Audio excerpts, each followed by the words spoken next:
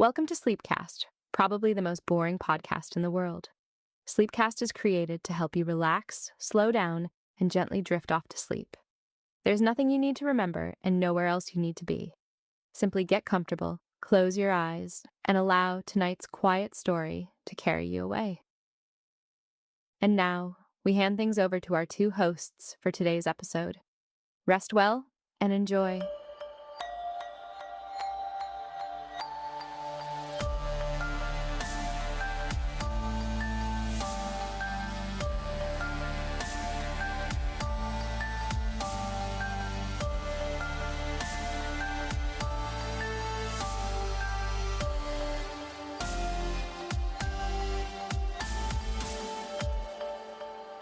Picture the scene.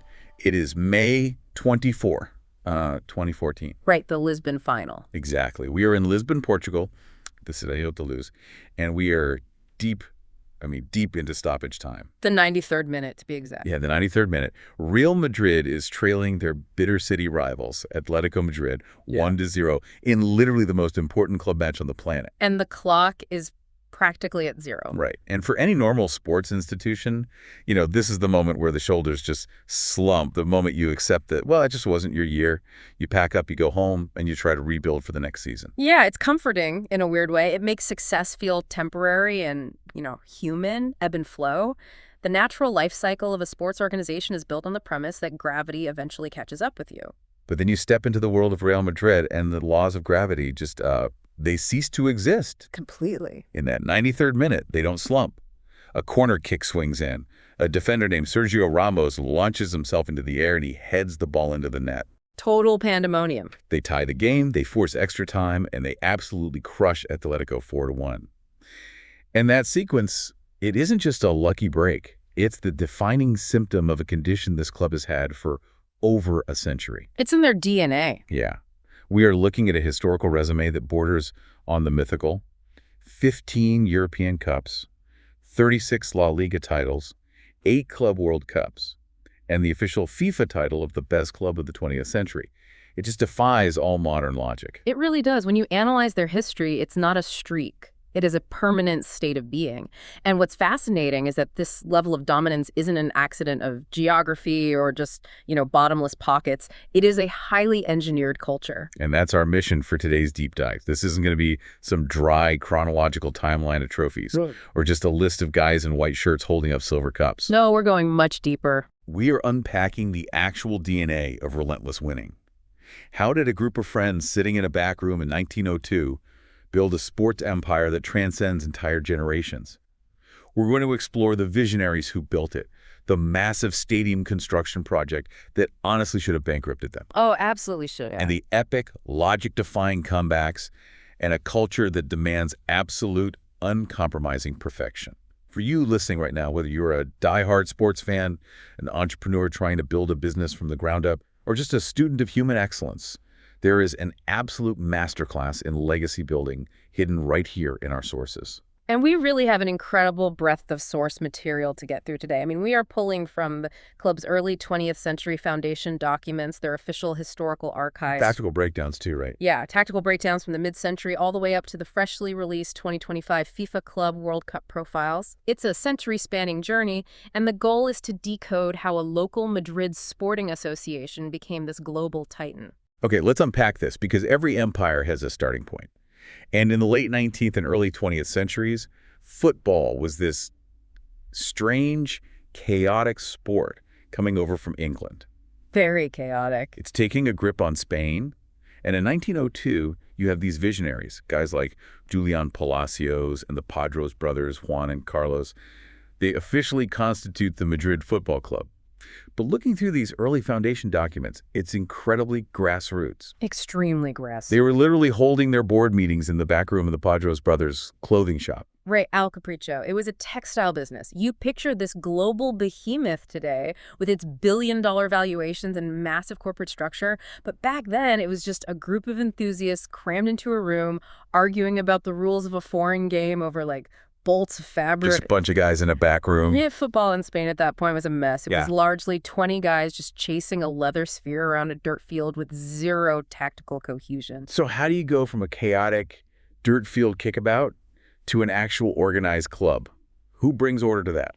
That's where a crucial yet often overlooked figure enters the story. Arthur Johnson. Arthur Johnson, an Englishman. An Englishman living in Madrid, yeah. Yeah. And he actually understood the tactical architecture of the sport. The sources detail how Johnson would literally scrawl out diagrams in that back room to show the Spanish founders the keys to playing football correctly. Wow, like X's and O's on a napkin kind of thing. Exactly. He was explaining positioning, passing lanes, and structural discipline. And almost by accident, just because he was the only one who truly grasped the mechanics of the game, this English pioneer became the club's very first coach. That is wild. He's essentially the guy who brings the blueprint. But they didn't just want to play friendlies, did they? The archives show they were intensely ambitious from day one. Oh, from the very beginning. In 1902, the very same year they were officially founded, they went to the mayor of Madrid, Alberto Aguilera, and proposed a national tournament to honor King Alfonso XIII. Right, which became the Copa de España. Yeah, they were practically inventing the industry of Spanish football as they went. But wait, I have to ask about the name. They were founded as Madrid Football Club, but today they are Real Madrid. When does the Real come in? It happens in 1920. King Alfonso XIII's High Steward officially granted the club the title Real, which translates to royal, along with the right to put the royal crown on their badge. But does having a royal seal actually do anything mechanically for a football club? Or is it just a massive target on your back? I mean, if I'm a rival team, beating the Royal Club becomes my entire season's objective. It definitely puts a target on your back, sure, but the socioeconomic impact in 1920 Spain was profound.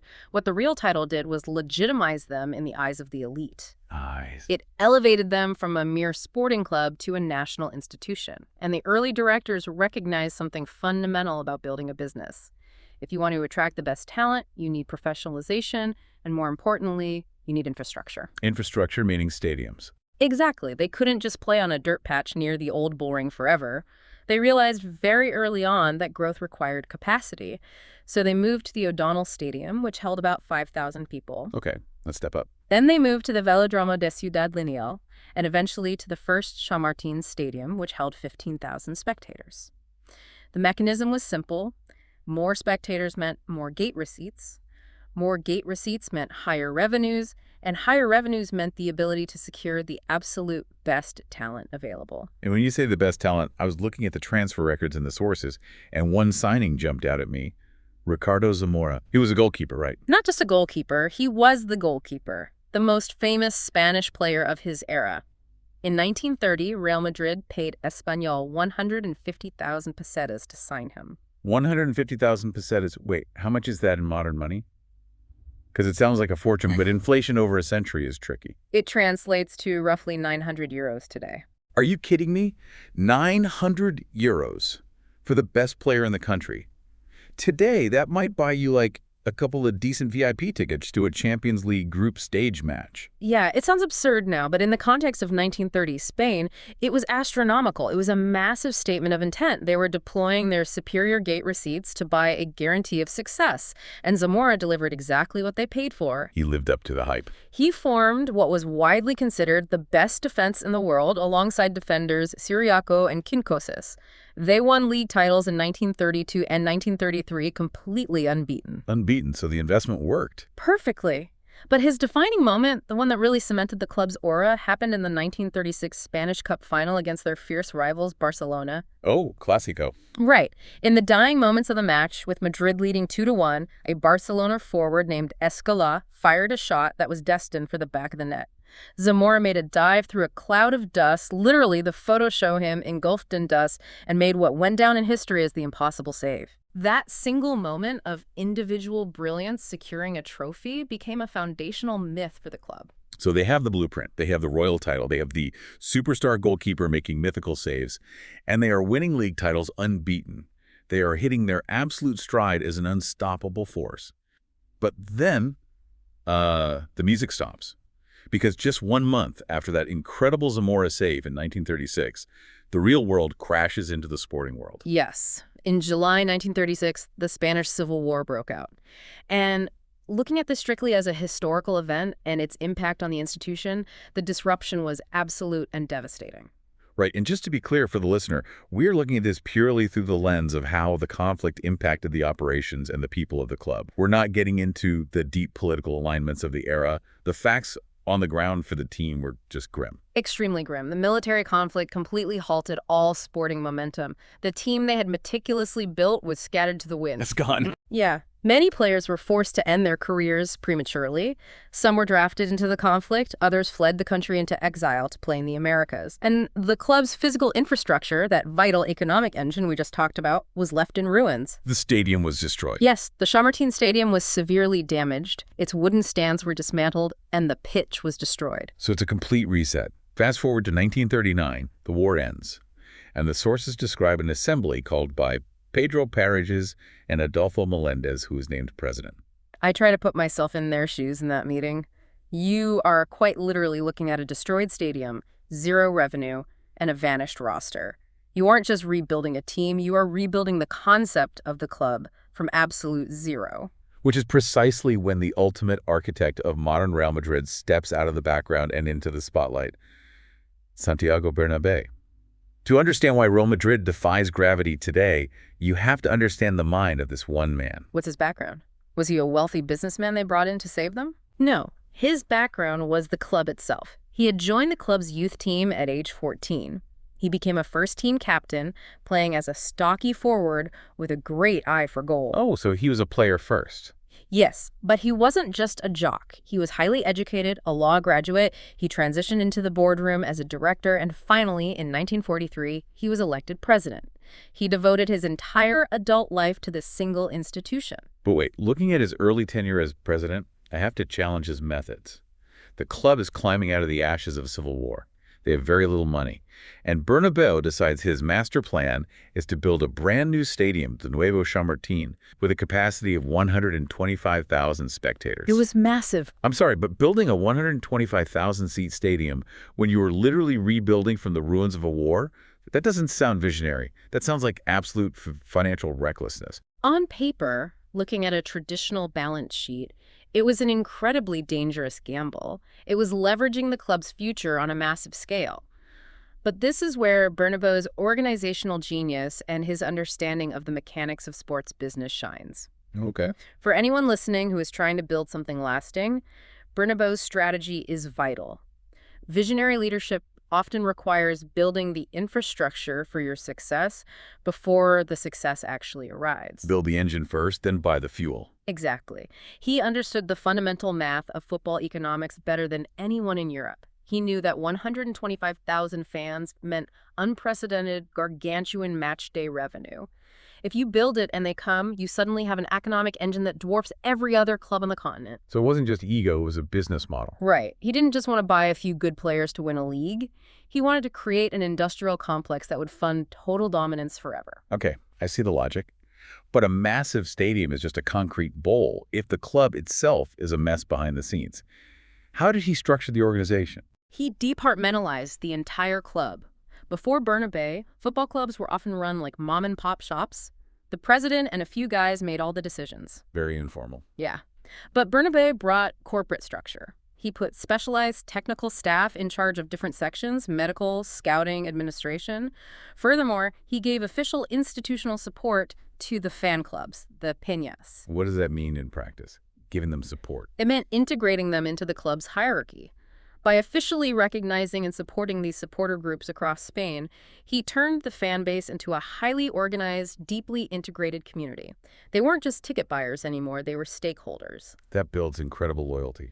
It does. And crucially, in 1963, he expanded his vision by opening the Ciudad Deportiva, a massive, state-of-the-art sports complex with football pitches, tennis courts, and swimming pools. So he's not just relying on the transfer market anymore. He's building a factory. Yes. A true youth academy and a professional training environment that was decades ahead of its time. His impact was so universally recognized that by 1955, the club members unanimously voted to rename that massive stadium. They called it the Santiago Bernabéu Stadium in his honor, while he was still the sitting president. Wow, while he was still sitting. Okay, so Bernabéu has built the grandest stage in Europe. He has the massive corporate structure behind it. Now, Real Madrid just needed the actors to fill that stage. And the timing couldn't have been better because the entire landscape of European football was about to change. Radically. In the early 1950s, a French journalist for the newspaper L'Équipe named Gabriel Hanoch had a vision. He was tired of endless debates about which country had the best domestic team. The classic pub argument, right? Exactly. So he proposed a cross-continental competition that would bring together the champions of each European league to definitively prove who was the best. And I'm guessing Bernabéu saw the dollar signs and the prestige immediately. He saw the future. Bernabéu threw the full weight of Real Madrid behind the idea and actually became one of the vice presidents of the commission that made it a reality. In 1956, the European Cup, which is the forerunner to what we now know as the UEFA Champions League, was officially born. Here's where it gets really interesting, because Real Madrid didn't just compete in this new tournament, they monopolized it. They won the first edition in 1956, and the second in 57, and the third, fourth, and fifth, 5 consecutive European Cups from 1956 to 1960. Unbelievable dominance. I'm trying to find a good analogy for this. You could say it's like the 1992 Olympic basketball dream team. But they did it every single year against the best professional clubs in the world, not just national teams. The dream team analogy works in terms of star power, but to understand the mechanics of how they did it, we have to look at the tactical revolution they spearheaded, led by one man, Alfredo Di Stéfano, the Cejita Rubia or the Blondero. Right, the Argentine forward. I know they fought tooth and nail with Barcelona to sign him in 1953, a massive transfer saga. But tactically, what made him so special? Was he just a great goal scorer? He was a prolific goal scorer. He scored 308 goals in 396 official matches for Madrid, and he actually scored in all 5 of those European Cup finals. But to understand why he changed the sport, you have to understand the era. Okay, take me back. In the 1950s, football was extremely rigid. You played a formation like the WM, and if you were a center forward, you stayed up top and waited for the ball. You did not track back. You did not drift wide. You stayed in your lane. Exactly. Di Stéfano broke the mold completely. He was the prototype of the modern, complete footballer. He would drop deep into his own penalty area to defend, pick up the ball, organize the midfield transition, and then sprint the length of the pitch to finish the attack. He was everywhere. Yeah, he confused opposing defenses because there was no tactical precedent for a player who was everywhere at once. He was the manager on the pitch. That is fascinating. So his legacy isn't just the goals, it's the modernization of the sport's geometry. Precisely. And his legacy is so profound that he won 2 Ballon d'Or awards in 1957 and 1959. But even more incredibly, in 1989, France Football magazine awarded him the Super Ballon d'Or, recognizing him as the single best player of the last 3 decades, beating out Johan Cruyff and Michel Platini. The Super Ballon d'Or. Yeah. To this day, he is the only player in the history of the world to own that specific trophy. Unbelievable. But wait, I have to push back a little here. Bernabéu built this massive stadium to generate revenue to buy players. Di Stéfano was bought. Then they bring in Ferenc Puskás from Hungary, the guy they called Canyon or the Cannon because of his lethal left foot. An amazing player. Right. And they bring in Raymond Kopa from France. Isn't this just a case of a rich club buying a monopoly? Did they actually have a cohesive team? Or was it just a mercenary squad of imported Galácticos out-talenting everyone? It's a fair question, but if you look at the tactical synergy, it was far from just a collection of mercenaries. The genius of that era was how these massive egos blended. They actually played well together. Oh, beautifully. Puskás, for instance, arrived overweight and in his 30s after fleeing the Hungarian Revolution. Many thought he was finished. Di Stéfano could have seen him as a threat, but instead they formed a telepathic partnership. And we cannot talk about this era without mentioning Paco Gento. The Spanish winger. Yes, the Gale of the Cantabrian Sea. Gento provided the terrifying width and speed on the left flank that stretched defenses so Di Stéfano and Puskás could operate in the middle. So they were perfectly balanced. Perfectly balanced. Gento's longevity was so absurd that he played through this entire golden era and into the next. To this day, Paco Gento is the only man on earth to win 6 European Cups as a player. 6. Wow, 6 European Cups. And the source material highlights that in 1960, this exact forward line was so mesmerizing that they won the inaugural Intercontinental Cup against Peñarol from Uruguay, officially crowning them the kings of kings on a global scale. They didn't just beat Peñarol. The first leg was a draw, and in the second leg in Madrid, they demolished them 5-1. They were the undisputed benchmark for what attacking football could be. But as the old cliche goes, Father Time is undefeated. You can't rely on the same superstars forever. Eventually, the Di Stefanos and the Puscasis age, they lose half a step and they retire. As we move out of the 60s and into the 1970s and 80s, the club has to transition. They have to look inward to sustain their soul. And right in the middle of this transition, they suffer a massive emotional blow. They did. On June 2nd, 1978, the architect himself, Santiago Bernabéu, passed away. End of an era. Truly. He had been president for 35 years. The man who had quite literally built the modern club from the rubble of war was gone. Football globally was plunged into mourning. Luis de Carlos took over as president, and the club immediately recognized that they needed to institutionalize his memory.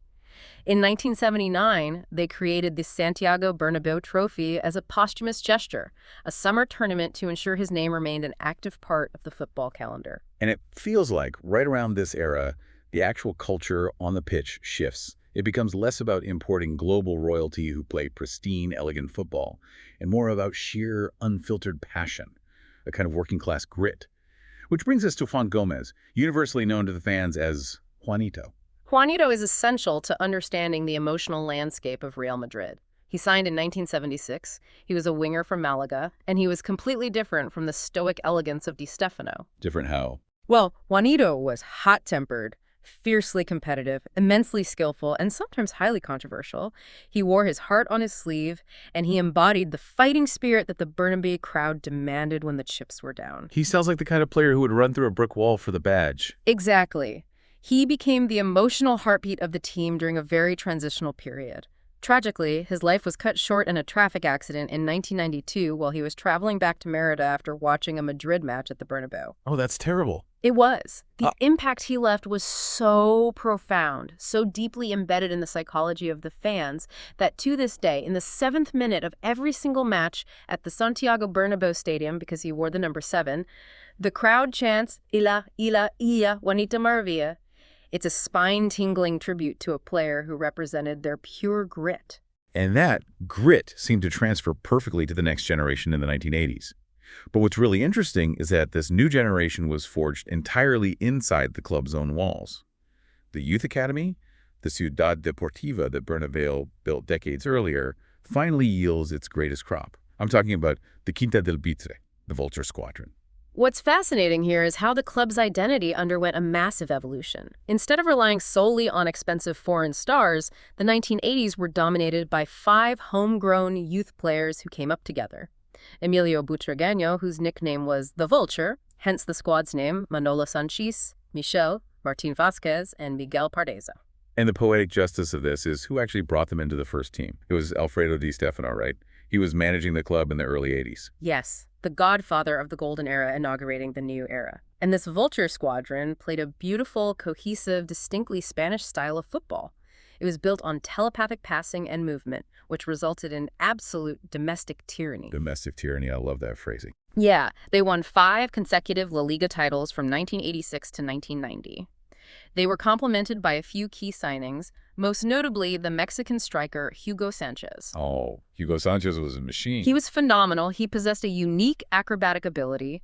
He netted 251 goals in his 7 seasons, winning the Pichichi Top Scorer Award 4 times, and he became iconic for celebrating every goal with a trademark front flip. But wait, they are dominating the Spanish league, winning 5 in a row. They have this incredible homegrown core and a lethal Mexican striker. Yeah. Yet when I look at their European record during the 80s, there's no European Cup. Why couldn't they translate that domestic brilliance into the ultimate prize? Were they mentally weak in Europe? No, it wasn't mental weakness, but rather a stylistic clash. The European Cup in the late 80s was dominated by incredibly physical, tactically rigid teams like Arrigo Sacchi's AC Milan, who played a relentless pressing game that often suffocated the more fluid, artistic style of the Quinta del Buitre. Styles make fights. Exactly. However, while they didn't win the European Cup, they did win back-to-back UEFA Cups in 85 and 86, and they birthed a terrifying mythology surrounding their European nights. You're talking about the comebacks. The source material outlines this UEFA Cup tie against Borussia Mönchengladbach in the 1985-86 season. Real Madrid goes to Germany for the first leg, and they get absolutely destroyed. They lose 5-1. Now, for the listener who might not grasp the math of 1980s European football, can you explain why a 5-1 deficit was basically a death sentence back then? It comes down to the away goals rule and the defensive tactics of the era. If you lose 5-1 away from home, you don't just need to win the return leg by 4 goals. You have to do it against a German team that will park 10 players behind the ball in a low block for 90 minutes. Just defending for their lives. Right, and if they score just one counterattacking goal, the away goals rule means you suddenly need to score 6. It was mathematically and psychologically near impossible. But they bring them back to the Bernabeu for the second leg. They do, and the atmosphere was famously ferocious. Juanito had actually warned the German players after the first leg, saying 90 minutes in the Bernabeu is a very long time. And he was right. Madrid attacked in waves, the crowd willed the ball into the net, and they won 4-0 with braces from Jorge Valdano and Santillana. Incredible. They advanced on the away goals rule, having tied 5-5 on aggregate. It solidified this belief that at the Bernabeu, no deficit is fatal. But not every European night could rely on 90,000 screaming fans. I was reading through the notes for the 1987-88 European Cup, and there's a mention of the match of silence against Napoli.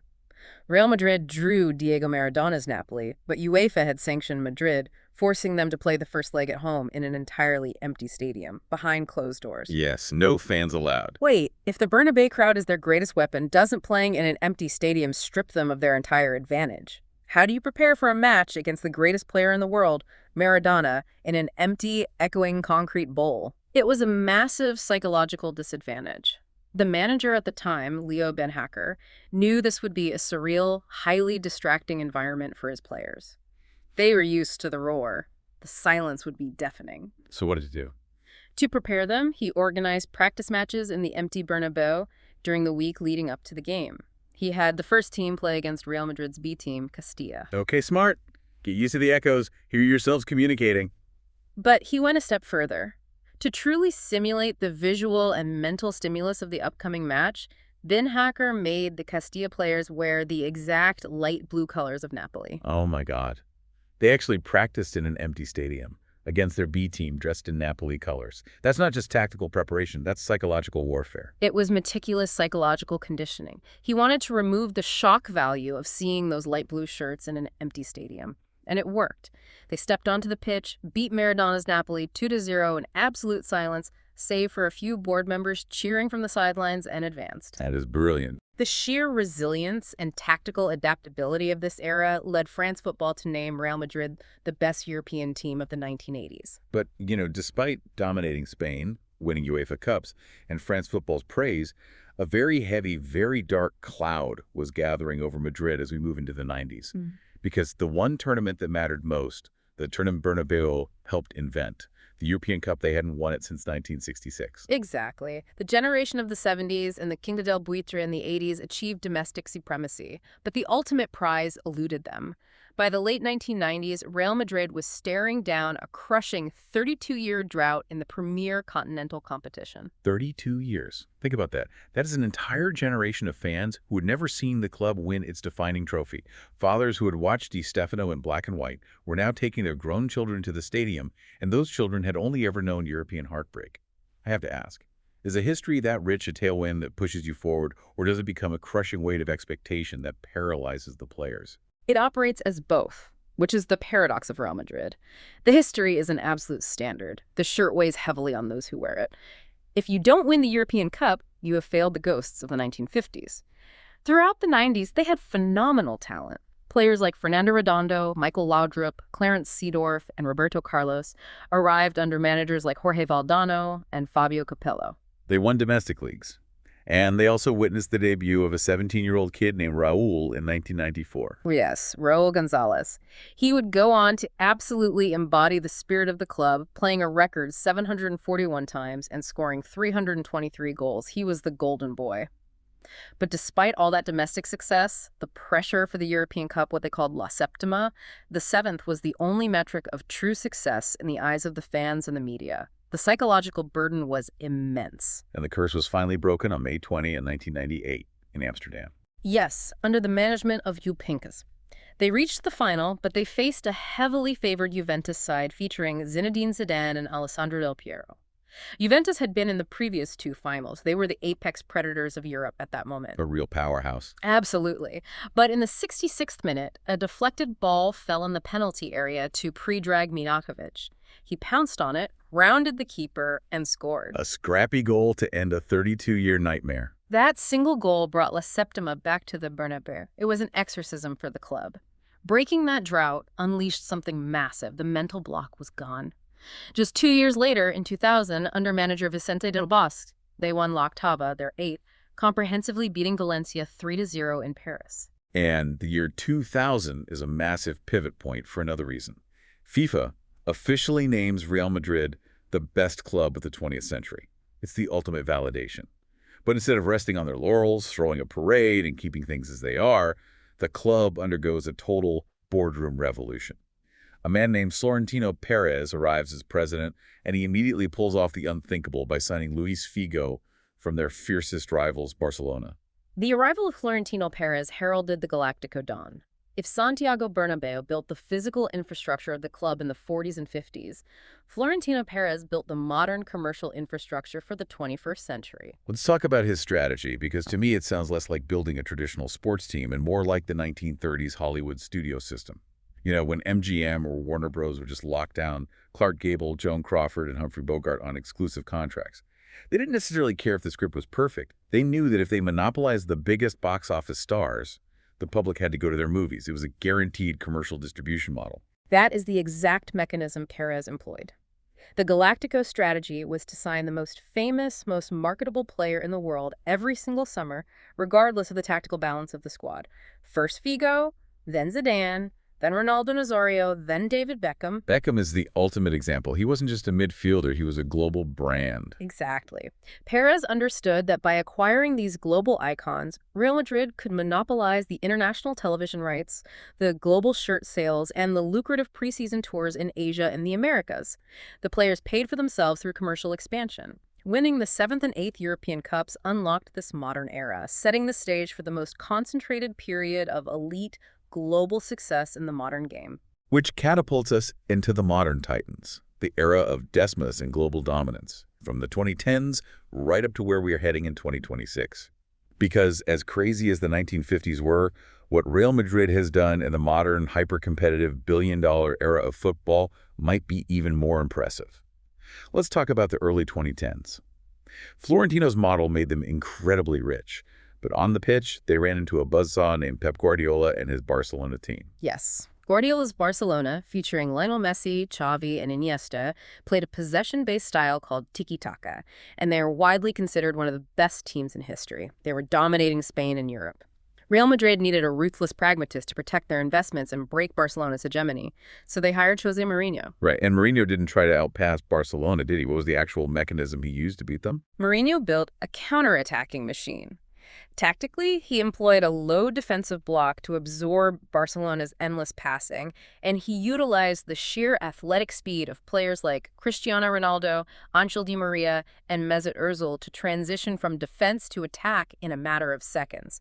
It was vertical, aggressive, and incredibly lethal. I remember that team. That 2011-2012 league run is legendary. They won La Liga with a record-breaking 100 points, scoring 121 goals. 121 goals in a single league season is absurd. It was an era of intense, often toxic rivalry, but Mourinho hardened the squad.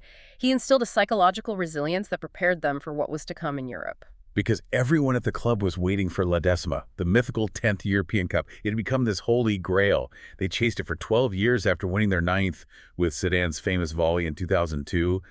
And it finally happens in 2014 under Carlo Ancelotti, which brings us right back to the hook of our show, the 93rd minute in Lisbon. The 2014 final against Atletico Madrid. It is arguably the most important modern moment in the club's history. Atletico, managed by Diego Simeone, had the best defense in Europe. They're leading 1-0. The game is essentially over. Real Madrid's dream of La Decima is slipping away to their local rivals, which is the ultimate humiliation. But then Luka Modric swings in that corner. And Sergio Ramos rises above everyone to head the equalizer past Thibaut Courtois, who was ironically playing for Atletico at the time on loan. Oh, that's a funny twist. Yeah. The stadium erupted. That goal didn't just tie the game, it completely broke Atletico Madrid mentally and physically. Real Madrid went on to win 4-1 in extra time with goals from Gareth Bale, Marcelo, and Cristiano Ronaldo. That 93rd minute header by Ramos shattered a 12-year mental block. It proved they could still do the impossible. And it opened the floodgates for someone who already knew a thing or two about winning for Real Madrid, Zinedine Zidane. In 2016, Zidane takes over as manager mid-season. He had this legendary, elegant career as a player, but what he did as a manager, nobody defends the Champions League. It's supposed to be too hard. Why is it so hard to repeat in the modern era? The modern Champions League is a grueling marathon. To win it once requires a massive physical toll, peaking at exactly the right time, and a bit of luck. To defend it means you have to maintain that physical peak for 2 consecutive years while every opponent analyzes your tactics and adapts to counter you. Plus, there's the psychological drop-off. Teams often lose their hunger once they reach the mountaintop. It was considered impossible in the modern format. But Zidane did it anyway. How? Was he a tactical savant? Zidane's genius wasn't in drawing up complex tactical whiteboards. His genius was man management. He managed a dressing room full of massive egos flawlessly.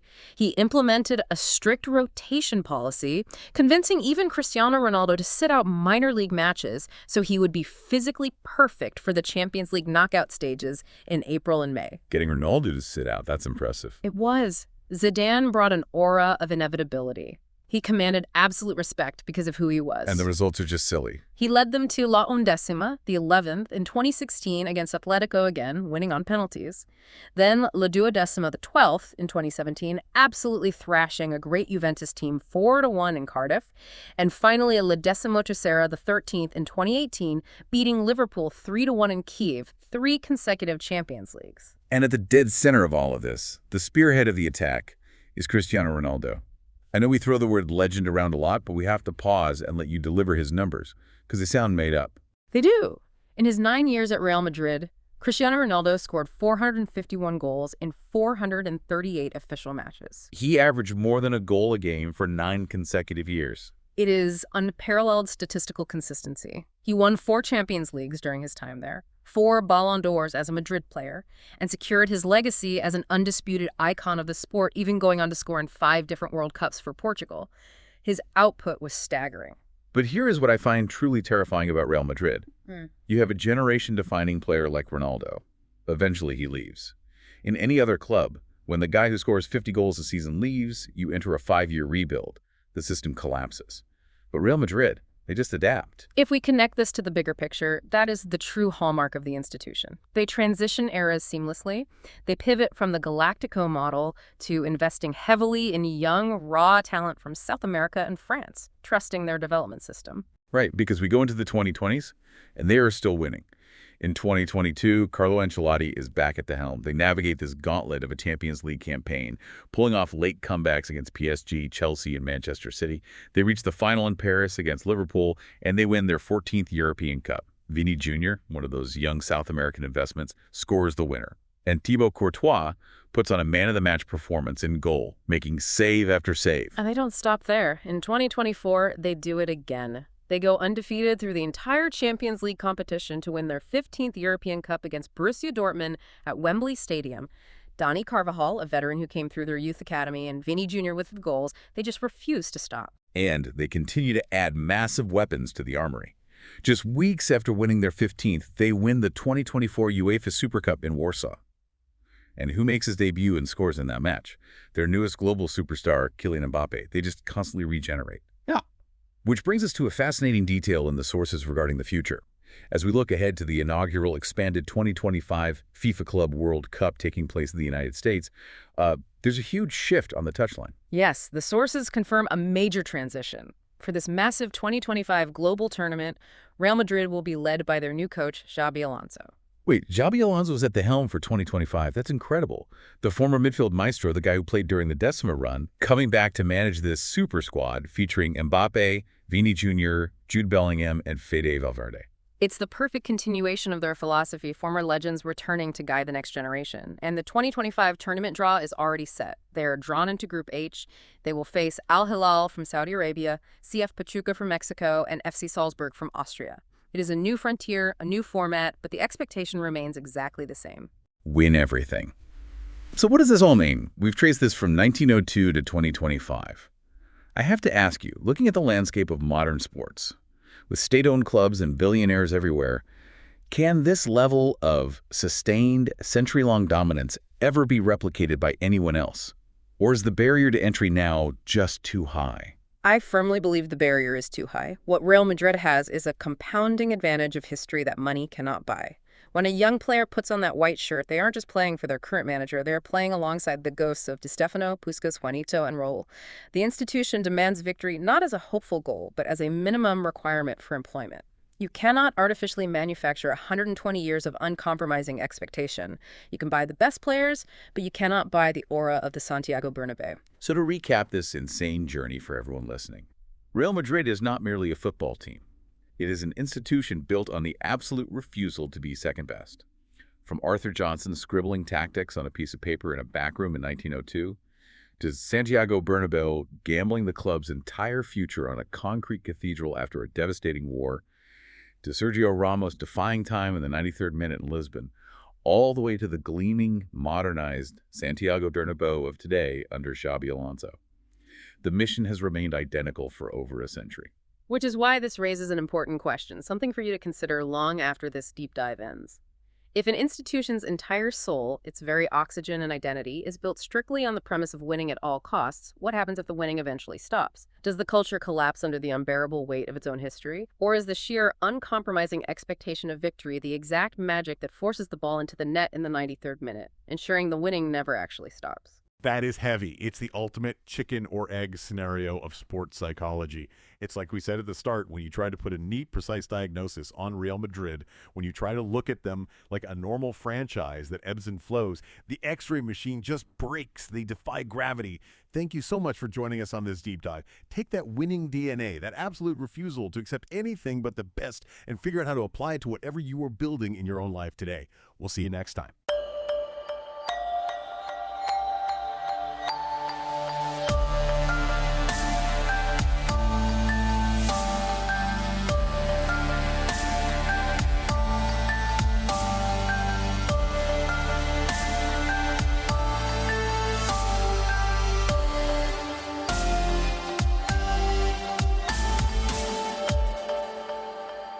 And that brings another quiet episode of Sleepcast to an end.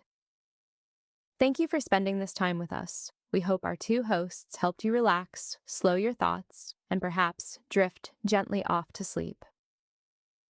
New episodes of Sleepcast are released every day, 7 days a week, all year round. Follow Sleepcast on the podcast app you are using now, so new episodes are added automatically, and you can be notified whenever another wonderfully boring story is released. Until next time, sleep peacefully and good night. Sleepcast, probably the most boring podcast in the world.